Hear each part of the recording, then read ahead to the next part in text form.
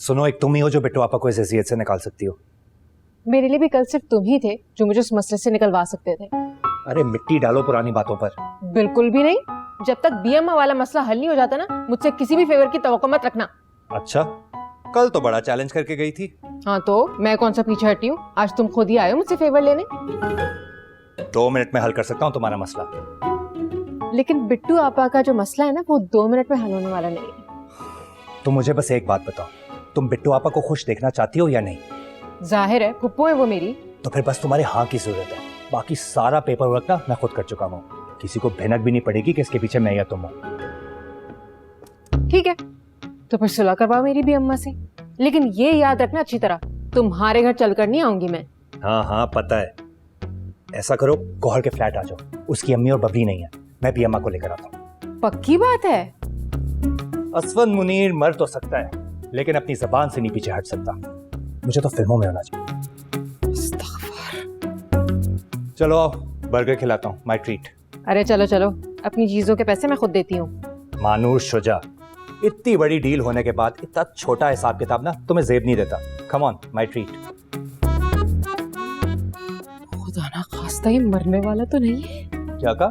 कुछ नहीं, चलो।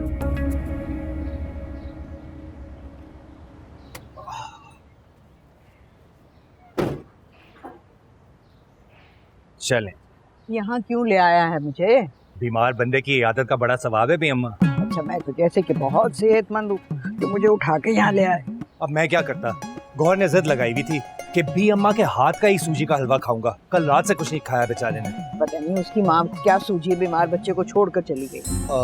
वो बताया था ना आपको, उसी कजन है ना बबली, उसके पेरेंट्स की बरसी है। तो क्या बरसी में कब्र में से मुर्दे निकालने हैं? वहाँ जाने की क्या जरूरत थी, यहीं कर लेते। छोड़ें, आपको पता है आपकी मानो भी कल सूप लेके गई है उसके लिए। चलो शुक्र है कि उसको भी कोई अकल आई, ख्याल आया किसी का। वैसे इतनी भी बुरी नहीं है वो। अब शजीत आया और तन्नो ताई ने उसके कानों में इतना जहर भरा हुआ है, तो वो बेचारी क्या करे। हाँ, ये उल्टी गंगा कैसे बह रही है, हैं? नहीं, मैं तो वैसे ही कह रहा था, काफी परेशान लग रही थी। यूनिवर्सिटी में भी बहुत रोई है। कम नहीं रुलाया उसने मुझे। अब बंदा शर्मिंदा हो तो माफी की गुंजाइश तो निकाल लेनी चाहिए ना भी अम्मा। बड़ी फजीलत है इस्लाम में माफ करने की। ये क्या हो रहा है? कल तक तो मुझे उसके खिलाफ पट्टियां पढ़ाई जा रही थी और आज माफी की फजीलतें बताई जा रही हैं। खैर है, तुम्हारा कोई दीन ईमान है बेटा? अरे बी अम्मा आप,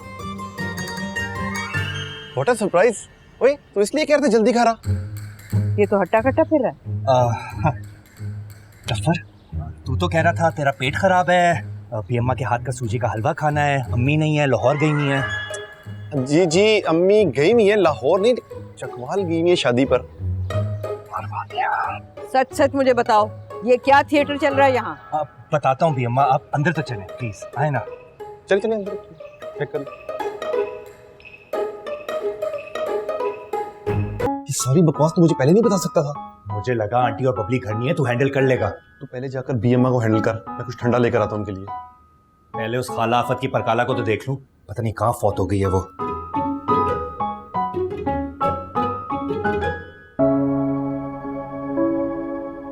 भी अम्मा,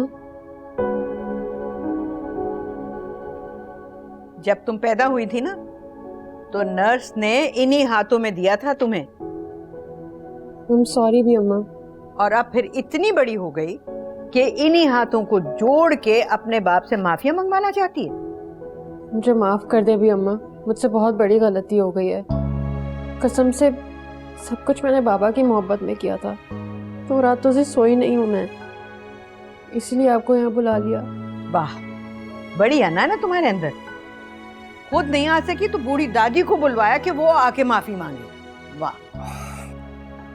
ओह, मैंने मना किया था इसे घर आने से। ये तो बहुत इंसिस्ट कर रही थी। क्यों, तुमने क्यों मना किया था? वो मुझे लगा अम्मी और भाभी को शायद इसका आना पसंद नहीं आएगा, और वैसे भी वहां कहाँ खुल के बात हो सकती थी।